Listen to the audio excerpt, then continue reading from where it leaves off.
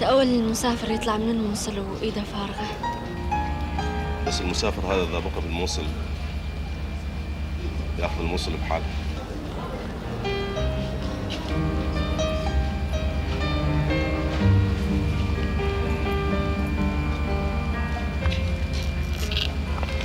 لا قاطع بطاقة؟ لا.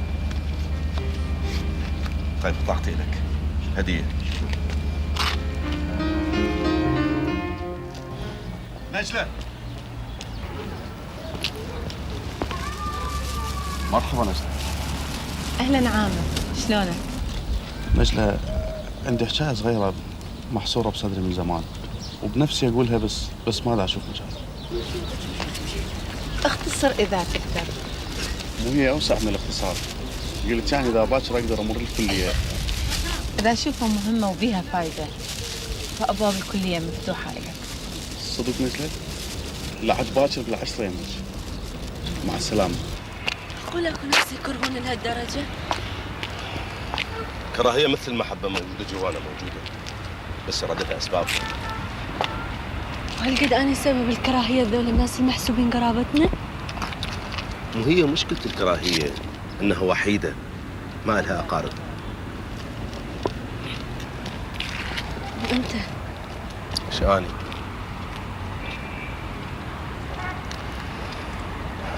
غنية، أنا إذا أريد أكرهها فأتصرف.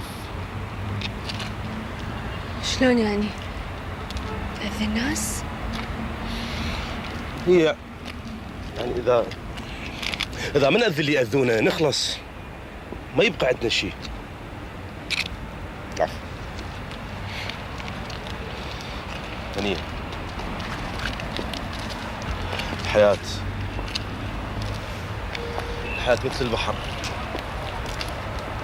شوفي بيه السمكة الصغيرة والسمكة الرقيقة والسمكة أم سنون. ماكو حدود، ماكو فرس. كل من يدور على فرصته، كل من يريد يعيش.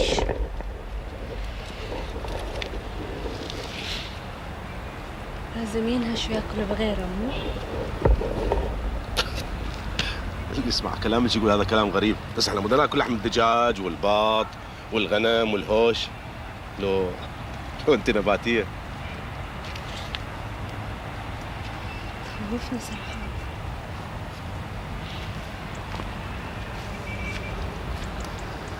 هي الحقيقة لها بطانة،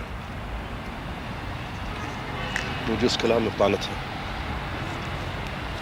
بس أنا ما أريدك تكره أحد. أنا ما أكره أحد، بس أريد أبعد الأذى عنه. يعني تقبلين أنت واحد يسلم علي يقول له أهلا وسهلا وفر بيه ويقول له يا مرحبا وأنا أحسه هو دينهش بلحمي؟ تقبلين؟ نصفني يا حبيبي، نصفني. يلا ما بقى عندنا وقت. شوف إن تريد تحكي برزانة، هذا المحل بمثابة محل خالك، وإحنا جايين نواسيهم، واللي أصابهم أصابنا بتهنيت، وأنت ما بيك كل خير.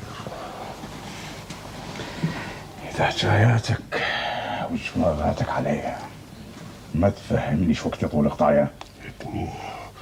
ابني وأعرفك شلون أخذ. أي تربات أبويا خير. شوف إحنا هاي المكسرات تركناها من زمان بتهنيت. إيش فايدة يابا بعد ما ورثناها. أخبر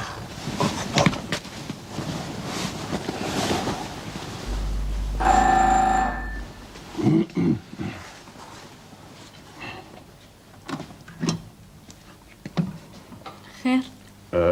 ابن خالي موجود؟ إيه موجود بس تعبان مريض.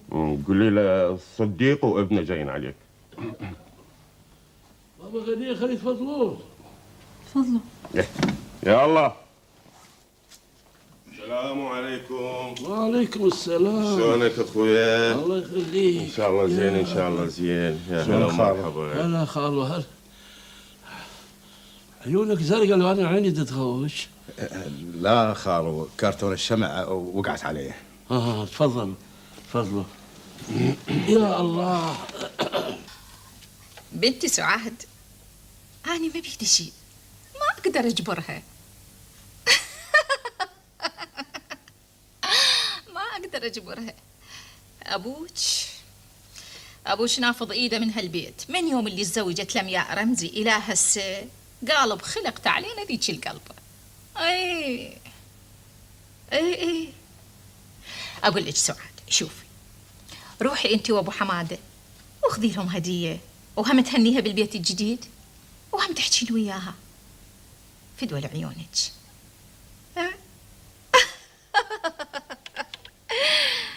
اي يا ريت سعاد. يا عيني انتي. شوفي، هو عنده ولد واحد من مرته القديمة، ومرته سوت عملية وبعد ما تجيب. وكاتل نفسه يريد ولد من عندها وما دا تقبل. عقل ماكو ثولة. عافية عيني، عافية سعاد. هاي المرجية منك تحكين وياها على مود لا يتخربط جسمها. واحدة بمكانها تكرف الأول والتالي. فلوس نايمة، فلوس على فلوس. عافية بنيتي، مع السلامة.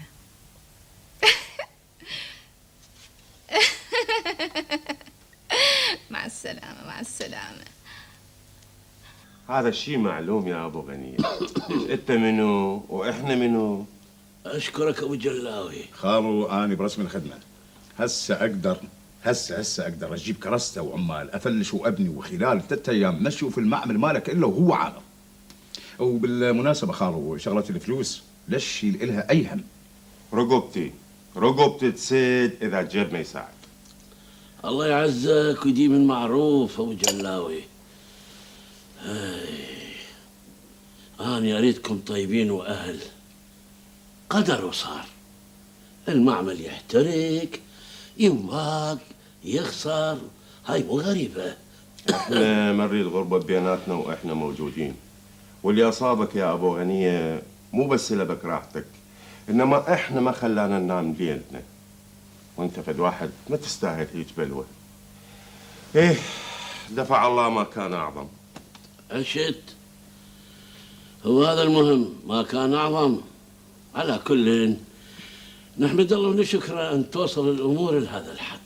أقول خالد، أقول يعني ما حد يقدر يضمن شي يصير ما يصير، يعني هاي دنيا. أقول من يدري مو إيد غريبة سوتها، واحتمال هاي الإيد الغريبة يعني تريد تذلك. ما عاش اللي يذل خالك. صحيح أنا تعبان جلاوي ومريض، لكن ابني بعدني أوقف على رجلي. شفت؟ لو مستعجلين شوية ومزوجين هالولد الهالبنية كان ما صارت أمورنا بيد الغربة والناس اللي ما نعرفهم. قصدك صديق تتهم شخص بالحريق؟ كل شيء يصير يا أبو غنية، كل شيء يصير. وبعدين هذا جلاوي مثل ابنك، وأنا هذا أشوف صحتي مكوكة، ساعة يصعد عندي السكر، ساعة المرارة. أقول يعني لو نلمهم على بعضهم ما زال إحنا موجودين، ونحط حلال على حلال وقلوب على قلوب. هذا حكي فات وقته. ليش يابا؟ أبو جلاوي، البنية كبرت وصار عندها رهاي. أنا مو رحمن اللي يشيل القمش بوجه بنته على متهج رجال. يعني تحكمك ها؟ لا، تحس بيه. أبوها اللي يعرف قدرها، تحس بشهامتها وكرامتها وقدر نفسها. بنتي مو داية لو جارية لو دابة تقودها لحضيرتك صديق، هي متعلمة. هالشكل خالو ها؟ طيب خليك مرتاح خالو، خليك مرتاح. يلا يابا. يلا ابني.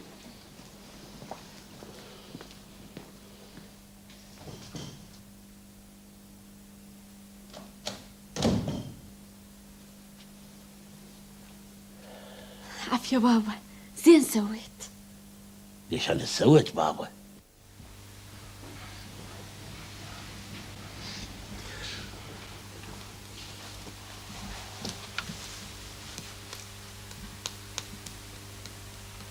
هسه ايش قلتي حبيبتي؟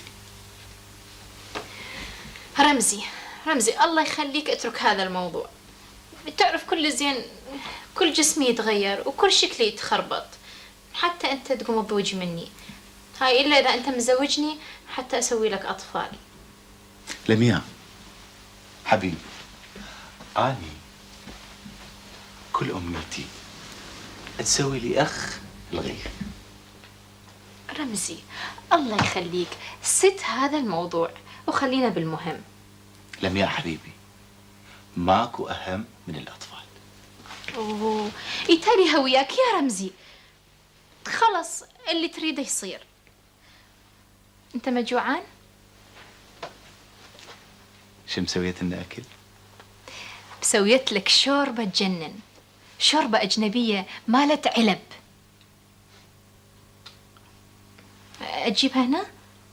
لا هسه دقائق ورانا نتعشى. بصراحة رمزي أنا مسوية ريجيم. أجيب العشاء هسه؟ يعني أنت مو تعاني من مشاكل معدتك، فقلت يعني شوي أخفف عنك. بعدين تعرفني أنا والطبخ مو صحبة. وعشايا شوربه ها؟ يعني ايش تاكل؟ ما تقول لي لحظة كانت تطبخ لك. بعدين انت ليش ما تجيب لي معينة؟ معينه ليش حبيبي؟ رمزي الله يخليك لا تداهرني. بعدين احنا مو قلنا ماكو مشاكل ماكو حساسيات؟ مريت على بيتكم؟ لمياء لا تتهربين من سؤالي، انت ليش تسوين هالشكل؟ نحكي على الاطفال ما تقبلين، نحكي على الطبخ ما تطبخي، ما تعفتين، ليش؟ غير اتفرغ لك يا رمزي. يعني انا ايش عندي غيرك؟ يعني حرام علي انا اقعد اشوفك من تقعد تشتغل لو تكتب. اصلا انا ما تزوجتك الا حتى اكون يمك الك وحدك، بس انت عايفني من الصبح لليل وحدي مثل اي شي جماد بهالبيت. يعني مو حقي حبيبي، ما يصير كل اكلنا من السوق. صدقني حتى انسب اقتصاديا. اصلا انا ذاك اليوم حسبتها، طلعت لو اني اسوي غدا الي والك وحدنا بالبيت يكلف اكثر من 12 دينار. على وجه المصرف خلينا نروح نتغدى ونتعشى بمكان وما يكلف اكثر من 6 دنانير. بس يعني خلاص، يعني اذا انت مصمم خلاص هذا هو. اقعد بالبيت واقعد من الصبح لليل بالمطبخ اقشر بصل واثرم بصل وهذا هو. غير اللي يرضيك؟ لا حبيبي ما يرضيني. ما اريد شوربه،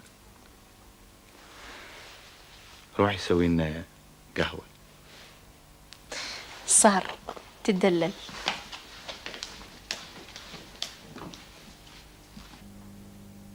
بابا غناوي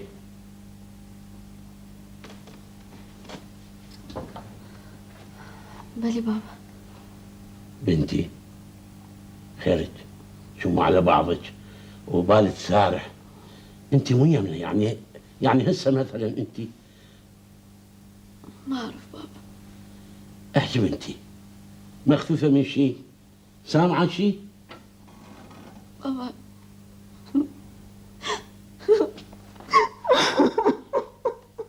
غناوي احكي بنتي، شكو؟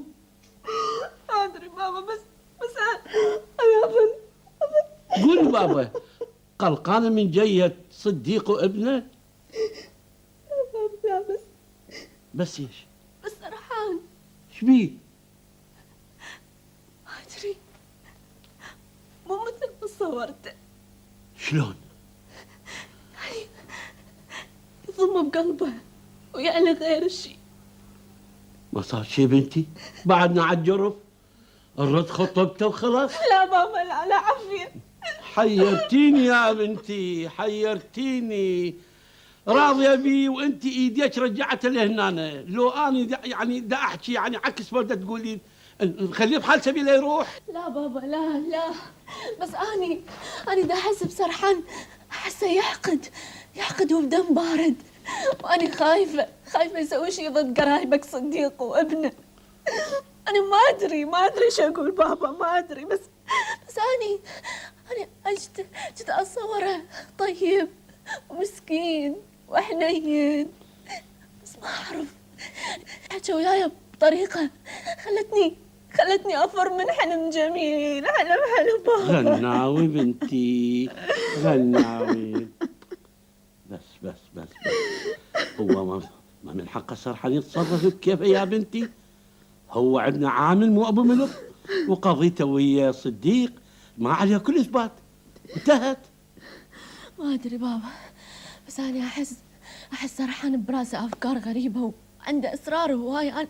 انا قمت اقلق، ما ادري شو ترينا نسوي؟ باكر اصرفه؟ لا بابا لا.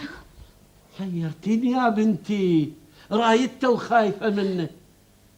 غناوي حالات الرجال بغرابته، والرجل المكشوف هين بعين المرأة. لو دا احكي عكس ما تشوفي. والله شو اقول لك، جليل ما يملي العين، سرحان اخاف منه. بعد وراك مشوار طويل على مشروع مثل هذا عموري. بس امل بيش نجلاوي. انا همي المشاريع اخواني وطموحي ما له حد. ورا البكالوريوس اكو دراسات عليا، وانت تعرف لازم الواحد يتحزم الحزام 7 لهاي الدنيا، مو هالشكل عموري؟ صحيح، واني هم متحزم وياك. لا عدعوف مشروع الزواج هسه، وانتبه لدراستك. انا اعرف انت رايد هندسة كهرباء، متأكدة راح تنجح فيها، ويمكن ورا ما تخلص يصير تطلع غير شكل. وشي يصير لو انخطبنا من هسه؟ الدراسة ما تاكل احلامنا. اي بس انا ما اريد ارتبط هسه. حتى لو بكلمة؟ حتى لو بكلمة. بس ليش مكانتك عندي انا نجلة؟ مكانتك انت اكبر، بس عوف مشروع الزواج، هذا مشروع عمر. تخلص الدراسة وتجي الوظيفة ونظن الهث بيها، مو رغبات ولا عواطف ولا غرائز. وهالشكل عموري تبقى انت الأعز بين الجواري. تسمح لي عامر، ورايا محاضرة.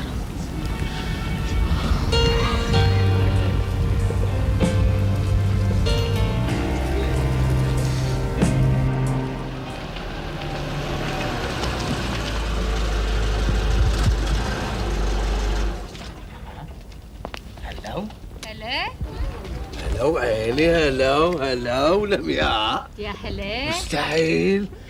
يا هلا بجميل، شلونك؟ انت شلونك يابا؟ شلونهم اهلك؟ عايشين والحمد لله عيني. شنو؟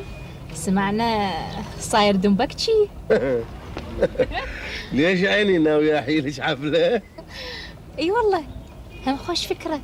عيد ميلاد رمزي بعد يومين، فقلت يعني يبعث لكم السايق مالته بالكوستر، يعني يجيبكم كلكم انتو وجوقتكم.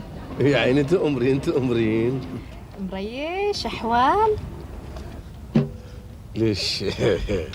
يعني شايفه هالشكل؟ وشغلة الحمالة. نعم؟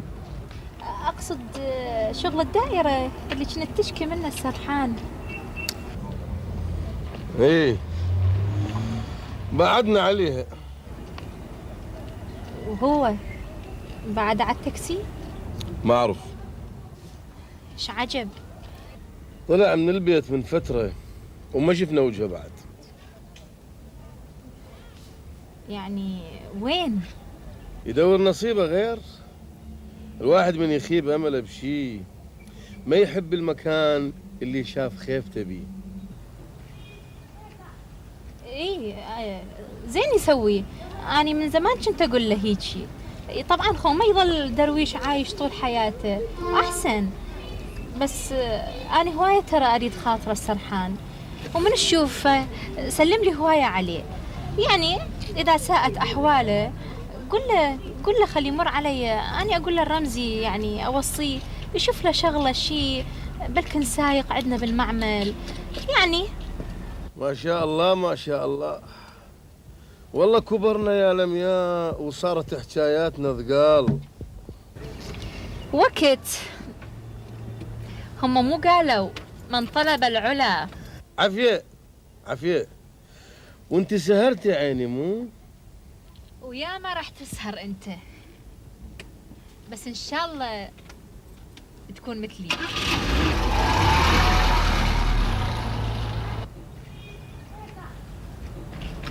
ما حكيت لي على قرايبك بشار؟ قرايبي هوايه، منهم؟ اللي ما يعجبك. اني هذا ما يهمني امره. عجيب. ليش عجيب؟ اللي ما يراعي مصلحه الاخرين ومصلحه نفسه وما يهتم بيهم اني هم ما اهتم بيه. يعني اللي داريك ويشوف مصلحتك بس هو يضمر لك غير شيء ترفضه؟ انت شو تريد من حكيك هذا سرحان؟ ما رايد شيء، بس دا اشوف انت عايش بين مجموعه من القرايب همهم الوحيد مصلحتهم الخاصه. عبد الرحمن والصديق ذولا قرايب فلوسهم. قرايب فلوسهم. زين. وجليل؟ جليل لا تعس. واللي هو شي يحمل بالبيك اب ماله؟ شموع غير؟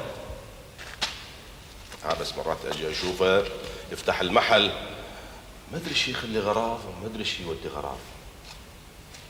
شنو حضرتك تراقب الناس؟ لا بس البارحه من بقيت وراكم من الغراض ما واحد شفته دا يشيل غراض بالبيك اب. أنا كل شيء ما أعرف. أقول لك يعني أنت ايش عندك هنا بالضبط؟ شو تريد؟ أولاً علوان يقول دي تاجر همينة، ثانياً أنت تخاف من عندي؟ خاف منك على وش؟ ايش عندي أنا؟ شو؟ الجيب فارغ والإيد خالية وسجلي الرسمي كلش نظيف. يعني أنت مأمن، شفت؟ إيه مأمن. بس علوان وذول الولد بالمنطقة عندهم رأي يختلف عن رأيك. يعني شو تريد ألزق تهم باطلة براس الناس؟ مثل ايش يعني؟ مثل اللي براسك. شوف دا أقول لك سرحان، إحنا هنا أهل. نتعارك يسيل دمنا بس نبقى أهل. زين؟ عرف وزنك شوي. شوف أقول لك شكيب، هذا اللحم مو زين. تخابروا للمتعهد خليه يجي هسه ياخذه، واذا ما يجي هسه ياخذه تليفون واحد المدير الصحة خليه يعرف تكليفه. صوتكم اكو يمك 20 صندوق بيرة بلجيكية، فد ساعة تجيك سيارة تسلمها بوصل. رقم السيارة ونوعها موجود عندك بالمتجر الجواني. اللي يجيك اسمه أسعد، ما يخصك المن. الميز أبو 12 اللي على يمين المسرح حجزه. يلا فضني وخلي أبو لمعي يخابرني. شلون ولد ممسوخ اللي بالتوت البري. بس أمين ومطواع ما جاوبتيني خالة. علويش هاي ايش شلبتيني بهالسحالة هذه؟ شاب لقطة وعلى قد الإيد، ما يضغط ولا يساوم، وأقدر أمشيه مثل ما أريد أني، مو مثل نامق ينهش بسنونه وأظافيره وبعد ما تقوى بي أني. دا يتهزم. جيبي. أخاف هم يطلع غيار ما يتحمل يسمع رن التليفون لو خطار داق بابك. خليه يجي وارقم الباب بلوحة.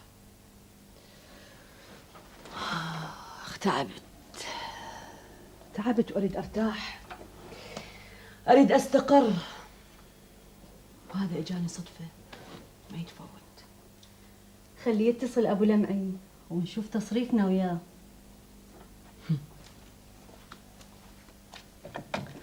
وهاي أنا راح أنتظر لما يخابر أبو لمعي. هاي ايش تسوين؟ خالة صرفي، ما أريد هذا الشاب يفوتني، وما أريد وحدة منا تاخذه، وداعتك أسويك يا عجينة. ألو، لحظة أكلم.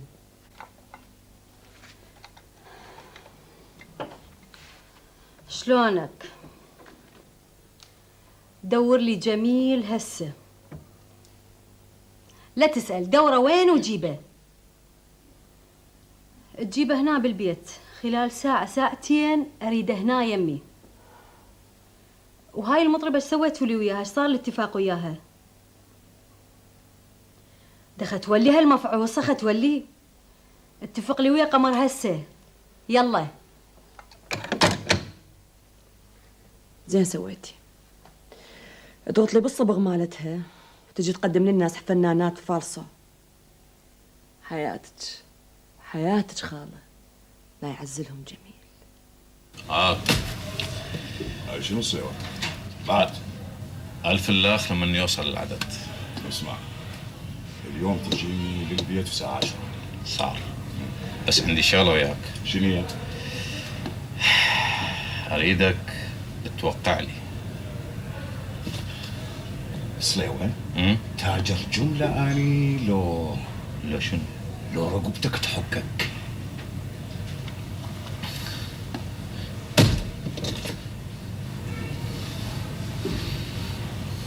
عمي يا ابو جليل، اني منكم وبيكم، وبعدين الكلام اللي دا اقوله يعني من حرصي عليكم.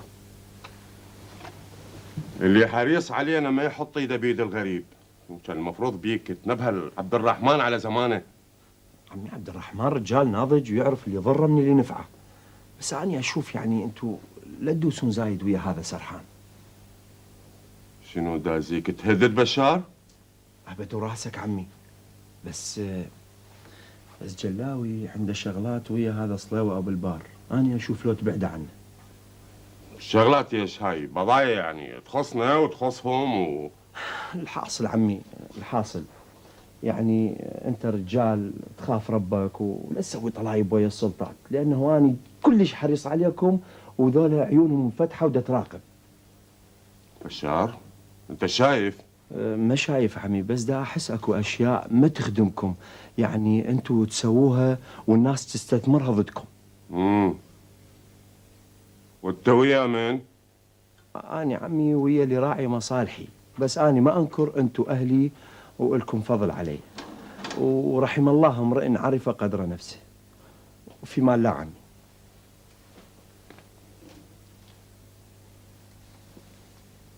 أمرك عيوني، أنا فهمته وقال لي برسم الخدمة. شو وقتي تشوفي؟ صار. مع السلامة. مع السلامة. يابا تريد تشوفك. منو؟ تمارة. شنو نسينا؟ وهالمرة ايش رايد الخانم؟ ما أعرف، بس روح شوفها ايش تريد. هي قاعدة بالبيت، لا خاشة ولا طالعة. أبو لمعي، أنا أغني هنا حسب العقد، تمام لو لا؟ إي بس غير بما يرضي أم الشغل، ثم غير إحنا بدنا ناكل خبزتنا من وراها. يدري يا أبو لمعي يعني، وأنا شو أسوي لها؟ تريد تعتمد عليك، والمرأة عندها التهاب مفاصل وما تقدر تتحرك منا لهنا، وهي كلها صايرة حرمنة.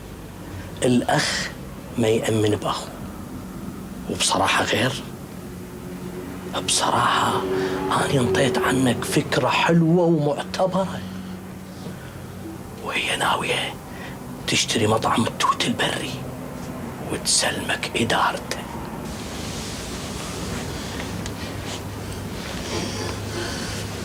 يعني أنا أصير مدير؟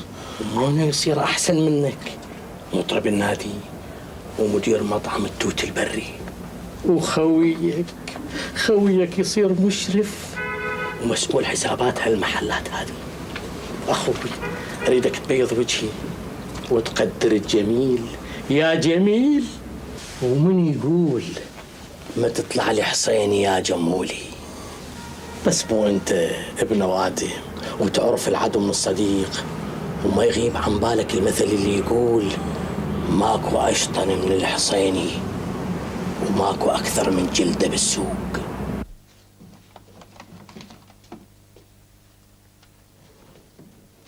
علم الفلوس أمانات.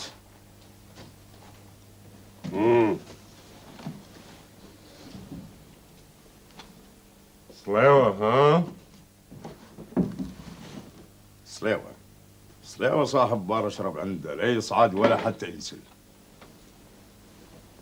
جليل العب عدل حتى لا يخيب رجايا بيك. طول عمرنا نمشي على سكة، ما تقول لي اللي قبض ما شكو غير هذا الحكي الحلو. يون عدوك تبرز سبيلك وما يدري ايش راح يحفر لك. قبره وراسك بابا، وما طلع لي هسه اللي يوطي هالراس. مشوار حمل اخذ مني طريق 4 ساعات، جاب لي 2000 دينار. لا بابا واكو شغله اسم منها، واني ناوي بصراحه راح اشيل هم هالخرابه منك.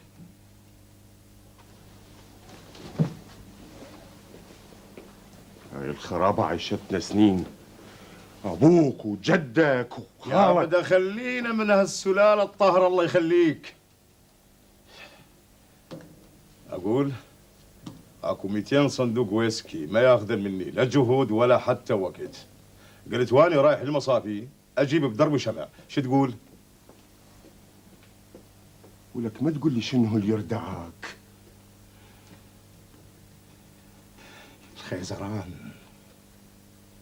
الخيزران يزيدني غل على غل يابا، فلا تخلي قلبي يشيل غل على ابويا وتاج راسي.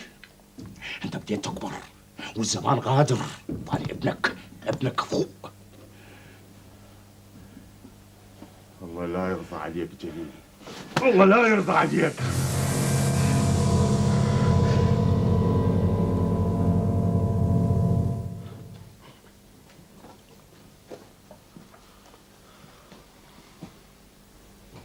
شكرا.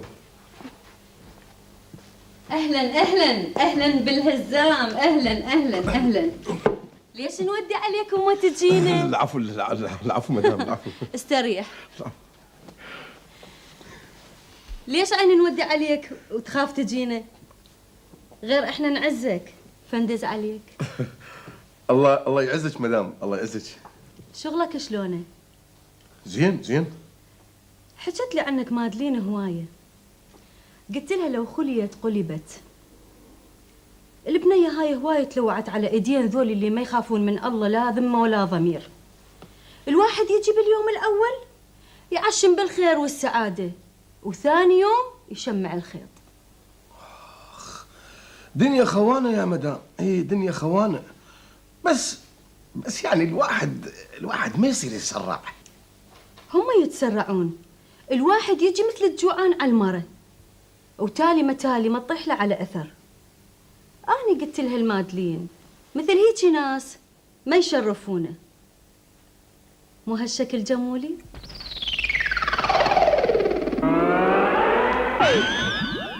نعم. أكو شي مدوخك؟ يعقوب. نعم مدام.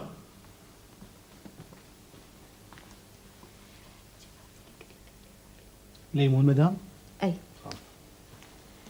أقول إحنا وين كنا نحكي؟ حكينا على المصايب مدام. الرياجيل اللي ما إلهم أمان. عافية. مادلين مكسورة خاطر وتعبانة. خو أنت شايف ايش قد حلوة. وبالمناسبة عندها عمارة باسمها بالعرصات. الله يزيدها الله يزيدها الله يزيدها الله يزيدها. قولي لي مدام، هي قرابة؟ بنت أختي غير. أمها الله يرحمها ماتت بالتيفو، وأبوها كان عنده الكبد، كان الله يرحمه يشرب هواية. هو شو يشتغل؟ متعهد؟ متعهد مباني؟ لا حبيبي جمولي، لا، فرق فنية. كان يجيب فرق فنية من باريس، من لندن، من كاراكاس ويوزعها. كان أكبر متعهد حفلات هنا.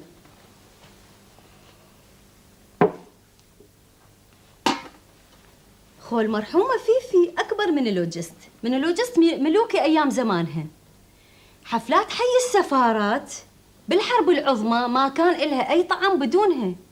مرة زعلت، المندوب السامي قدم اعتراض لمجلس الوزراء، كان بوقتها المتصرف رافع قضية محارم مدري ايش. ايه كان زمان، بس عائلة يعني عائلة. اي والنعم والنعم، اي والله والنعم، واصيله مدام تمارا، اصيله. حبيبي جمولي اشرب هذا وفد شوية تحس نفسك بباريس.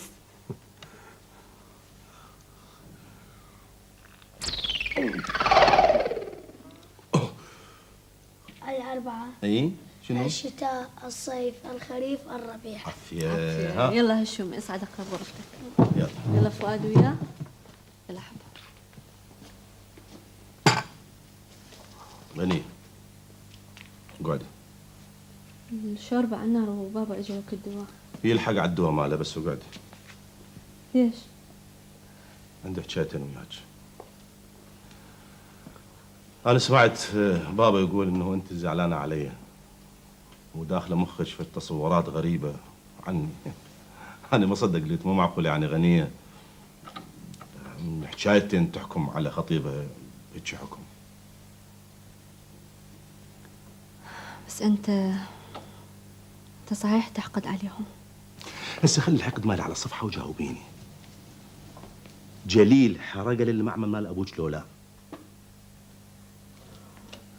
الله اللي يعلم. لا، حرقه وانا كل شيء ما سويت، تمام؟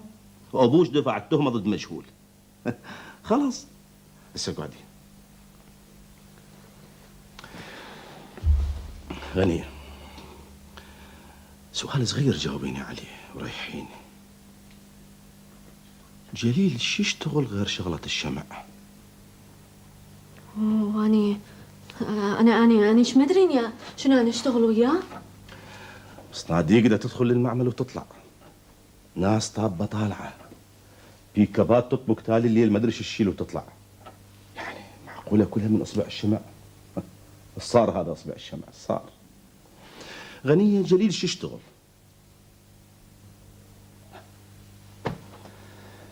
ما تنطين بيلي عن قرايبك، بس انا خطيبك، يعني مثل نشيبة. غنية صدقيني أنا ما براسي شيء، بس سألت واحد يجاوبني ينطيني جواب. لا أنت تعطيني جواب، لا أبوك، لا بشار، لا العمال. غنية، لا تخلين خطيبك مثل الأطرش بالزفة. انت ايش رايد منه؟ أنا ما رايد منه شيء غناوي، صدقي ما رايد منه شيء، بس يعني الواحد لازم ياخذ حذر. يعني أنا لو أريد شيء وأعرفه أعرفه ترى، أصير للجليل مثل الظل، وين ما يروح يشوفني قباله وأوقع على قراره. وأنتم تعرفين كل زين سرحان ما يعصى عليه شيء، تمام؟ كلش 10 دنانير بيد صانع من صناع الصغار يوقع لي على القرار ويجيب لي الحقيقة. بس أنا أريد أنت تجاوبيني. احكي غنية، أرجوك تساعديني. حتى تضره؟ تنقص إيدي إذا أضره.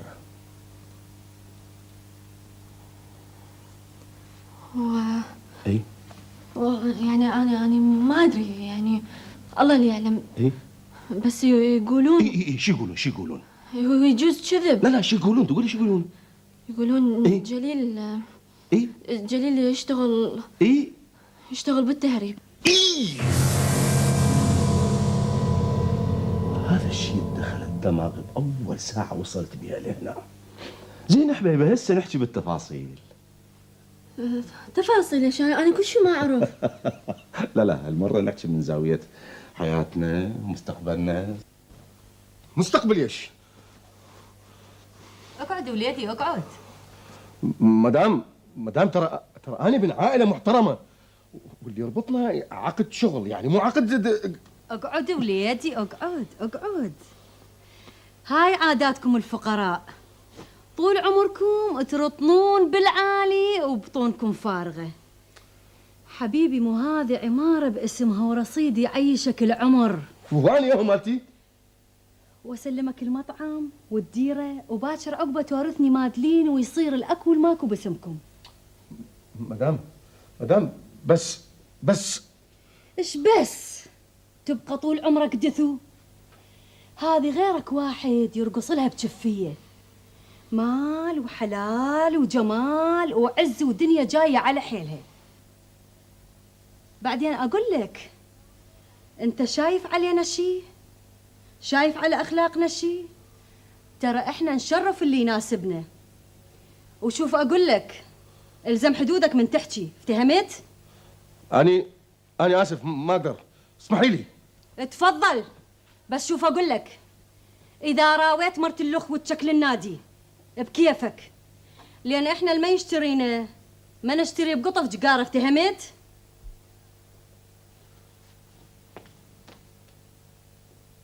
يلا اشرب حجي، اشرب هذا العصير، اشرب. حلو زايد. يخالف هذا كلها فيتامينات حتى شد حيلك. يلا توكل على الله. اول مره قل لي الشغل شلونه؟ الشغل كل الزين. بالمناسبه الصفريه الكبيره نصبتها اليوم، ومن اليوم بعد ماكو صابونه بالشحن، كله زيت زيتون وكتان وكوستيك. كوستيك؟ وتعلمت قاعدة الصابون يا سرحان؟ شلون لا عاد؟ مو الشغله صارت جزء من حياتي حجي، بعدين راح قد قراني على عزيزه غنيه. وشلون عرفت هاي القاعده؟ شلون جليل دا يجيب بضاعته؟ هذا مهرب. اي وانت لازم يعني تكون عندك اجازه استيراد. حجي راس المال لازم يطلع من جوا المخده، لازم حتى ننوع شغلتنا. احنا لازم نبني مصنع كبير. انت لازم تحصل على اجازه استيراد هيدروكسيد الصوديوم والكتان وزيت الزيتون والكوستيك حتى تنوع شغلتك وتطورها. حجي اكو معامل مال صابون بالموصل بضاعتها تدق بالخليج. ليش؟ لان صابونها مهيل مزيت نقي جيد. حجي لازم تطلع فلوسك انت وترجعها. هذا كله الخاطري والخاطر غناوي لو واحس. والله حجيه كلها صارت براسي بعد. بالمناسبه اني اذا توافق طبعا اريد اعقد باكر على البنيه. مستعجل؟ لا مو حتى انت تامن و يعني انا هم انا اشوف دربي وحتى نلحق الخير حجي. يلا مرصتكم. غناوي بعدك حايره؟ خايفة بابا. رايدت للولد؟ بس ما دا أفهمه. بنتي إذا ما يعجبك يعني نأجل نلغي.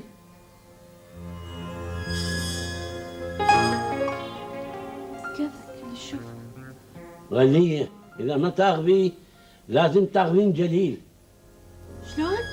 أبوه يضغط علي وأنا صحتي مو زينة ولازم أطمئن على وضع شابنتي. لا بابا لا، أنا ما تزوجت جليل، بعدين جاب جليل على سرحان. بس سرحان أشو؟ لا تحيريني غناوي.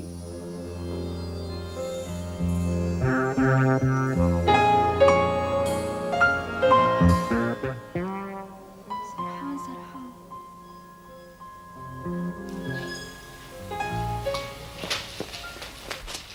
ما يلا عاد يا زهير يا معود اخيرك ورا لا اله الا الله.